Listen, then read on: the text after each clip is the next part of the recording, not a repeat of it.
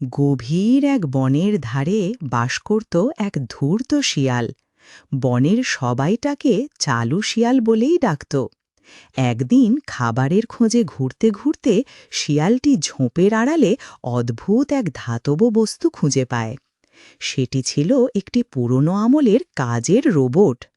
কৌতূহলবশত শিয়াল যখনই সেটিতে হাত দিল, অমনি রোবটটি যান্ত্রিক শব্দে জেগে উঠল।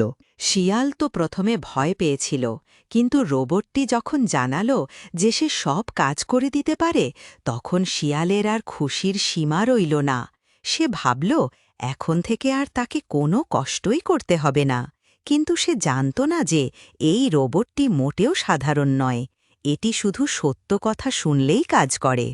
শিয়াল যখনই মিথ্যে বলে রোবটকে দিয়ে কোনো কাজ করাতে চাইল, রোবটটি তা সরাসরি প্রত্যাখ্যান করল। লোভী শিয়াল চটজলদি ফোন দিয়ে আটল।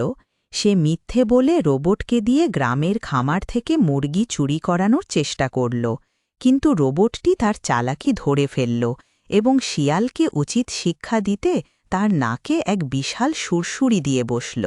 শিয়ালের বিকট হাঁচিতে খামারের মালিক আর সব মুরগি জেগে উঠল। প্রাণ ভয়ে দৌড়াতে দৌড়াতে ধূর্ত শিয়াল সেদিন হাড়েন হাড়ে টের পেল যে মিথ্যে আর ধূর্তামি দিয়ে সব সময় কাজ চলে না।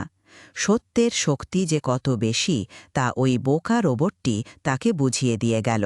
সেই থেকে শিয়াল আর কোনোদিন কাউকে ঠকানোর সাহস করেনি।